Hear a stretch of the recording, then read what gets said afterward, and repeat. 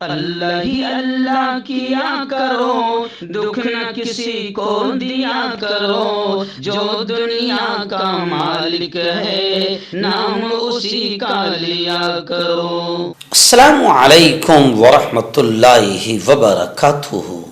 नाज़रीन, इस्तक़बाल है, स्वागत है आपका viral news live studio Jalgaon Maharashtra India में। मैं आपका मेज़बान मुफ्ती मोहम्मद हारून नदवी। आइए प्यारे मुल्क भारत की बहुत ही ख़ास बड़ी 10 अहम ख़बरों पर नज़र डालते हैं। लेकिन सबसे पहले मैं अपील करूंगा कि जो साथी नए हैं और अभी तक इस बेबाक सच्चे चैनल से जुड़े नहीं हैं, अगर आप चाहते हो कि आपको मुल्क भारत की और पूरी दुनिया की सही और सच्ची खबरें देखने और सुनने को मिलें तो फिर आप इस चैनल से जुड़ जाइए। सब्सक्राइब कर लीजिए हमारे इस चैनल को, बेल आइकॉन घंटी के बटन को दबा दीजिए ताकि हमारी हर वीडियो हर खबर आपको आपके मोबाइल पर मिल सके। और हाँ नाज़रीन, हम हर रोज़ एक अपील करते हैं कि प्लीज़ ये एक प्राइवेट चैनल है और चैनल चलाने के लिए पूरी एक टीम काम करती है, बड़ा रुपया पैसा खर्च होता है। अगर आप चाहते हो कि ऐसे चैनल जो जुल्म और जालिमों के ख़िलाफ़ बेबाक अंदाज में बोल रहे हैं, अगर आप चाहते हो कि ऐसे चैनल मजबूत हों तो प्लीज़ आप चैनल की फाइनेंशियल हेल्प, माली ताआवुन, माली मदद ज़रूर कीजिए। स्क्रीन पर आप नज़र डालें, हमारे चैनल का बैंक अकाउंट नंबर भी दिया गया है। और अगर आप ऑनलाइन पैसा भेजकर मदद करना चाहते हैं तो गूगल पे, फ़ोन पे और पेटीएम तीनों का एक ही नंबर है 9637541786। अल्लाह ने जो भी आपको ताकत दी है उस एतबार से हर दिन या हफ्ते या महीने में एक बार ही सही 200, 500, 1000 जो भी आप चैनल की मदद कर सकते हैं मदद कीजिए, चैनल को मजबूत कीजिए, हमारा साथ दीजिए। नाज़रीन, पहली बड़ी अफसोसनाक खबर मुस्लिम दुश्मन हुकूमत योगी आदित्यनाथ यानी उत्तर प्रदेश से आ रही है। जी हाँ, उत्तर प्रदेश की योगी सरकार ने वाराणसी, बनारस की मस्जिद, मकबरे और कब्रिस्तान समेत 406 वक्फ इमलाक को सरकारी इमलाक करार दिया। जी हाँ, आप समझ सकते हैं कि कितनी बदमाशी और कितनी शैतानी हरकत और कितनी मुस्लिम दुश्मनी कि उत्तर प्रदेश की योगी हुकूमत ने बनारस की मस्जिद, मकबरे और कब्रिस्तान समेत उत्तर प्रदेश की तकरीबन 406 वक्फ इमलाक को सरकारी इमलाक करार दिया, जैसे इनके बाप की है। और संभल से भी खबर आ रही है कि संभल में भी खुदाई शुरू है और संभल में खुदाई से पुराने कुओं की तलाश जारी है। वाराणसी में वक्फ बोर्ड के हवाले से कुछ नई जानकारियां मिलने का दावा किया गया है। रियासती हुकूमत के सर्वे में इंकशाफ हुआ है कि वक्फ बोर्ड ने वाराणसी में अपने नाम पर 1637 जायदादों का इंदराज कराया है। उनमें से 406 ऐसी जायदादें हैं जो सरकारी हैं और वक्फ बोर्ड ने वहां मनमाने तौर पर कब्जा कर रखा है। इन सरकारी जायदादों में जामे मस्जिद भी शामिल है। यानी रियासत भर में अब वक्फ बोर्ड की जायदादों का सर्वे किया जा रहा है। और वाराणसी में जिला इंतजामिया ने वक्फ इमलाक का ग्रुप वार सर्वे किया, जिसमें कहा गया कि 78 हेक्टर पर फैली वक्फ बोर्ड की जायदादें दरअसल हुकूमत की मिल्कियत है। इस 78 हेक्टर में मस्जिद, इमामबाड़ा, मकबरा और कब्रिस्तान फैले हुए हैं। यानी आप समझ सकते हैं कि कितनी बदमाशी अब योगी ने शुरू कर दिया है। आइए नाज़रीन, दूसरी बड़ी खबर इस वक्त मेरी निगाहों के सामने आ रही है। सैफ अली खान, फिल्म अदाकार, बॉलीवुड अदाकार पर जो हमला हुआ था, अब बॉलीवुड अदाकार हॉस्पिटल से सर्जरी करवाकर सेहतयाब होकर अपने घर भी लौट आए हैं। उन्होंने अपने उस ऑटो रिक्शा ड्राइवर को जिसने वक्त पर उन्हें हॉस्पिटल पहुंचाया था उसको 50,000 का इनाम भी दिया है। लेकिन अब हमारे प्यारे महाराष्ट्र में कुछ नफरती जहरीले सांप ऐसे हैं जो हर एंगल में हिंदू मुस्लिम करते हैं। उन्हीं में से रियासती वजीर नीतीश राणे, अब इनको वजीर बना दिया गया। ऐसे लोगों को वजीर बनाना, मंत्री बनाना, ये खुद मंत्री पद की बेइज्जती है। लेकिन क्या करें, बीजेपी जहरीले लोगों को आगे बढ़ाती है ताकि वो काम आए हिंदू मुसलमानों में नफरतें पैदा करने के लिए। तो अब नीतीश राणे जो एक जहरीला है, उसने कहा है कि मुझे शक है कि एक्टर को छुरा मारा गया और या वो फिर सैफ अली खान अदाकारी कर रहे हैं। सैफ पर हमले में भी हिंदू मुस्लिम सियासत गर्म हो गई और अब यह कहा जा रहा है कि सबको सिर्फ खान यानी मुसलमान हीरोज की फिक्र है, हिंदू फनकार को कोई पूछता नहीं। यानी अब सैफ अली पर हमले में भी हिंदू मुस्लिम की घटिया और नीच किस्म की सियासत घटिया लोगों ने शुरू कर दी है। इसी को लेकर बाकायदा कांग्रेस के दबंग और कद्दावर नेता प्रदेश अध्यक्ष नाना पटोले ने कहा कि प्लीज ऐसी घटिया हरकतें न करें और सैफ पर हमले को लेकर हिंदू मुस्लिम की घटिया नीच किस्म की सियासत न करें। नाज़रीन, रियासत महाराष्ट्र की एक बड़ी खबर आ रही है। जी हाँ, उद्धव ठाकरे की ललकार घन और गरज अब सुनाई दे रही है और उद्धव ठाकरे ने गुज़िश्ता कल एक सभा में जो 99 यूँ समझिए कि 23 जनवरी को जो शिवसेना के बानी और बाल ठाकरे के यौम पैदाइश का दिन था, उस मौके पर उनके बेटे उद्धव ठाकरे ने छत्रपति शिवाजी महाराज स्टेडियम में एक जनसभा से संबोधित करते हुए कहा कि मैं दिखाऊंगा, उद्धव ठाकरे ने कहा मैं दिखाऊंगा कि जख्मी शेर कैसा होता है। वहीं पर यह भी खबर आ रही है कि 99वीं जयंती पर शिवसेना के बानी बाल ठाकरे को भारत रत्न एजाज देने का डिमांड भी किया गया। इस सभा से संबोधित करते हुए उद्धव ठाकरे ने मरकजी वजीर दाखिला अमित शाह को जोरदार अंदाज में निशाना बनाया और उन्होंने कहा कि अमित शाह कहते हैं कि बल्दियाती इंतखाबात में उद्धव को जगह दिखाएंगे, हम भी अपनी ताकत दिखाएंगे। आपको मालूम होगा कि जख्मी शेर कैसे पंजे गालता है। जिस तरह लोगों ने लोकसभा इंतखाबात में वजीर आजम नरेंद्र मोदी को उनकी जगह दिखाई, ऐसी हम मुंबई के म्युनिसिपल इलेक्शन में बीजेपी को अपनी जगह दिखाएंगे और अमित शाह को उनकी औकात याद दिलाएंगे। नाज़रीन, बड़ी खबर फिर आ रही है उत्तर प्रदेश के संभल से। जी हाँ, संभल में अब कुओं की तलाश और जुस्तजू का सिलसिला जारी है। आपको याद होगा कि संभल की शाही जामे मस्जिद को लेकर भगवा आतंकियों ने, जिसमें खुद भगवा हुकूमत शामिल थी, यानी योगी आदित्यनाथ ही खुद माहौल बना रहा है, शरारतें कर रहा है। अब जामे मस्जिद के बाद संभल में कुओं की तलाश और जुस्तजू का सिलसिला जारी है। 19 कदीम कुएं, 19 पुराने कुएं बरामद हुए हैं, मिले हैं। मस्जिद के करीब भी कुएं की खुदाई चल रही है। वहीं पर यह भी खबर आ रही है कि ASI की टीम संभल में मस्जिद के साथ और दीगर इमारतें जो भी पुरानी हैं उनका भी मुआयना कर रही है और इसके अलावा मस्जिद के करीब जितने कदीम कुएं हैं, दरगाह है और आसपास के बनाए गए मकानात है, उनका भी मुआयना टीम ने किया है। टीम कदीम इमारतों का मुसलसल मुआयना कर रही है और ये देख रही है कि ये इमारतें कदीम हैं और महफूज करने की मुस्तहिक हैं या नहीं। इन पर रिपोर्ट तैयार की जा रही है। यानी खुलासा ये कि किसी भी तरीके से अब अगले इलेक्शन का माहौल बनाना है और हिंदू मुसलमानों में नफरतें पैदा करना है। नाज़रीन, छत्तीसगढ़ से भी बड़ी अफसोसनाक खबर आ रही है। जी हाँ, छत्तीसगढ़ में मुसलमानों के 60 घरों को बुलडोजर से गिरा दिया गया। सरकारी अधिकारियों ने सिर्फ मुसलमानों के घरों को गिराया और उस बस्ती में 200 घर हैं। अब 200 घर में दूसरे धर्म के लोगों के भी घर है। अब अगर बस्ती नाजायज है, इल्लीगल है, तो पूरी बस्ती के तमाम घरों को साफ किया जाएगा। लेकिन 200 घरों में से चुन चुन के सिर्फ 60 मुसलमानों के घरों को निशाना बनाया गया, जिससे ये साफ तौर से क्लियर हो रहा है कि बदमाश हुकूमत सिर्फ और सिर्फ मुसलमानों को टारगेट करना चाह रही है, जबकि दीगर बिरादरियों के अफराद की जायदादें और उनके घर इस कार्रवाई से, बुलडोजर कार्रवाई से महफूज है। वहाँ के मकामी मुस्लिम लीडर गुलाम मुस्तफ़ा ने बाकायदा लेटर लिख कर कहा कि जंगल की ज़मीन पर 200 घर हैं, लेकिन सिर्फ मुसलमानों के घर ही गिराए गए हैं।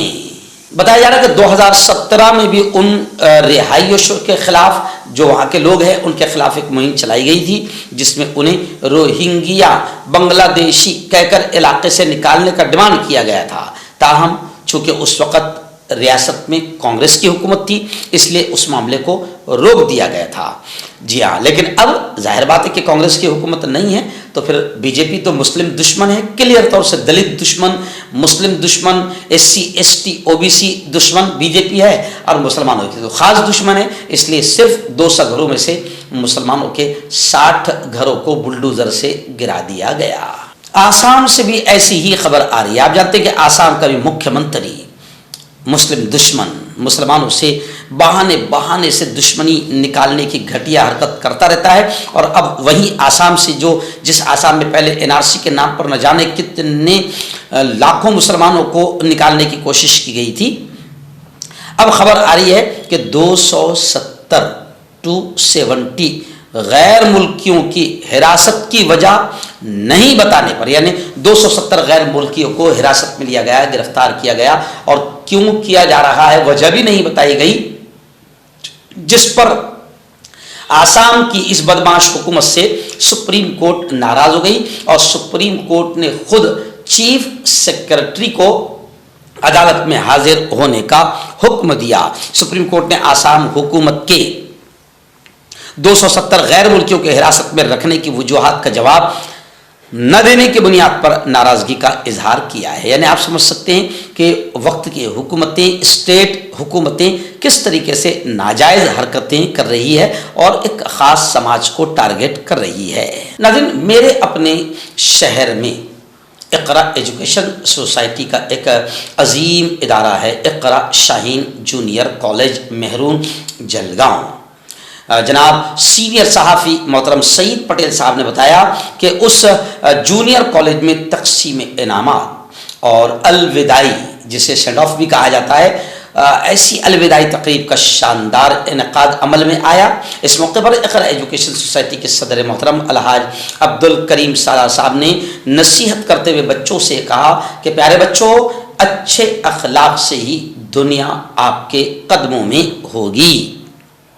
इस मौके पर नाते पाक का तिलावत कलाम पाक पेश की। हाफिज हुज़ैफा साहब की तिलावत कलाम पाक से आगाज़ हुआ।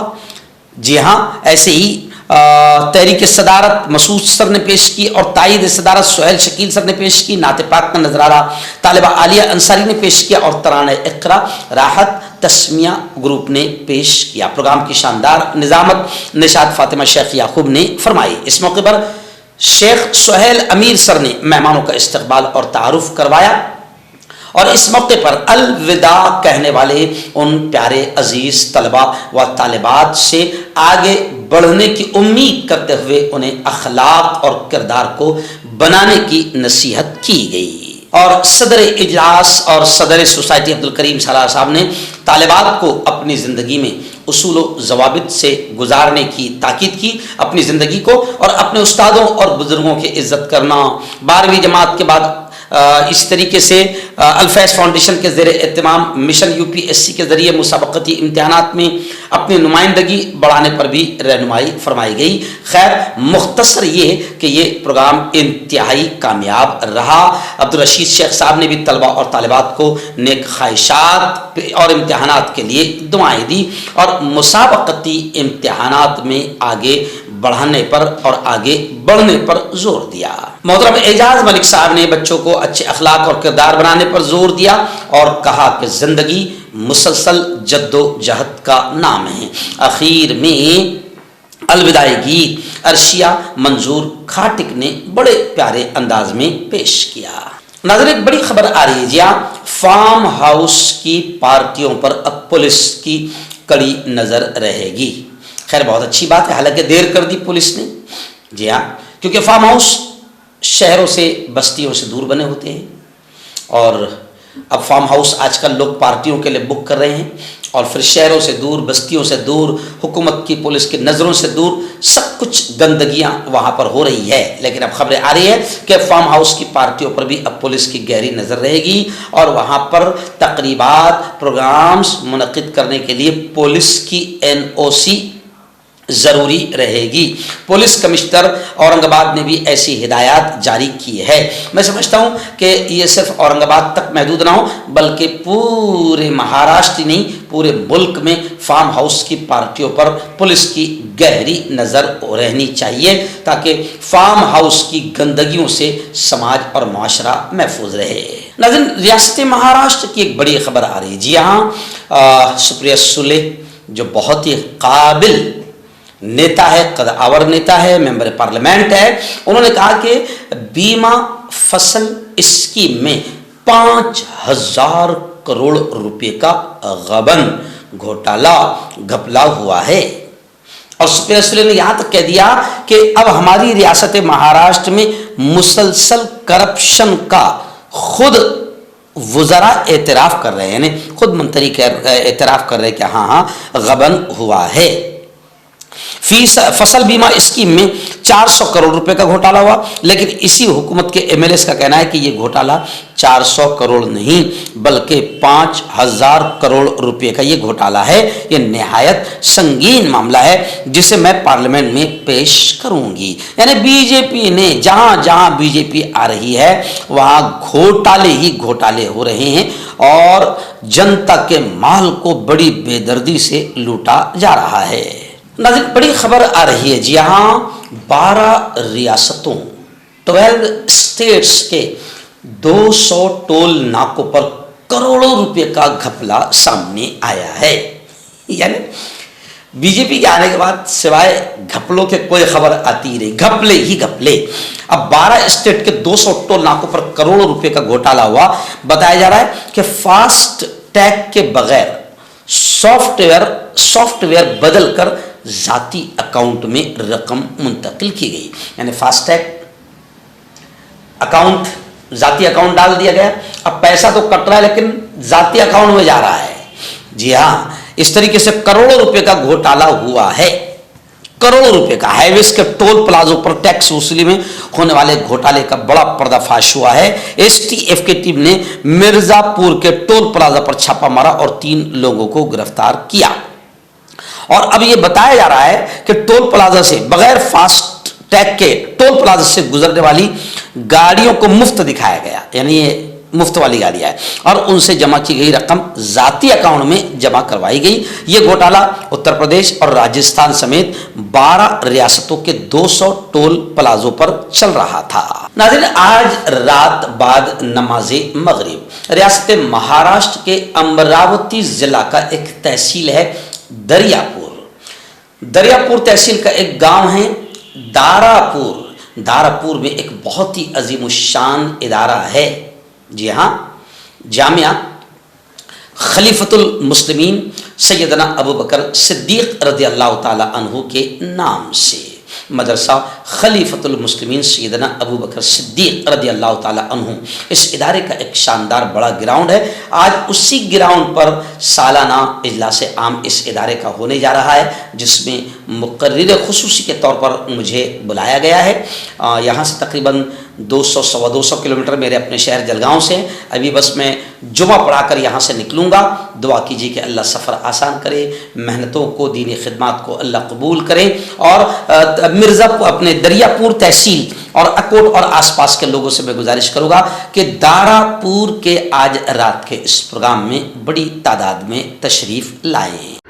मर्दाना ताकत हासिल करें 72 घंटों के अंदर, वो भी जड़ी बूटियों द्वारा। हकीम याकूब खान से कांटेक्ट करें, जो कि 75 सालों से हिकमत कर रहे हैं। इसके अलावा जोड़ों में दर्द, गुर्दों में पथरी, शुगर, खुजली, ल्यूकेरिया का गारंटी से इलाज किया जाता है। अभी कांटेक्ट। तो मैं हकीम जावेद, क्या आपको शुगर है या आपके बदन में दर्द रहता है, जैसे जोड़ों का दर्द, नसों का दर्द, गठिया वाई? इसके अलावा अगर आपको बवासीर है, खूनी वाली हो, मस्से वाली हो, और अगर आप अपनी शादीशुदा ज़िंदगी को लेकर खुश नहीं है, तो आप हमें कांटेक्ट कर सकते हैं। यहाँ गारंटी के साथ जड़ी बूटी से इलाज किया जाता है। Thank you so much. Hakim Farid जो कि ख़ानदानी देसी दवाओं से इलाज करते आ रहे हैं, जैसे मर्दाना ताकत, लिकोरिया, शुगर बिना अंग्रेजी दवाई बिना परहेज के ख़त्म हो जाती है। इसके अलावा जोड़ों का दर्द, घुटनों का दर्द, कमर दर्द, खुजली, बवासीर, खूनी मस्से वाली, वजन कम करना, वजन बढ़ाना, तिल, मस्से, आंखों के ऊपर की चर्बी, बालों का झड़ना, बालों में कीड़ा लगना, भी कांटेक्ट।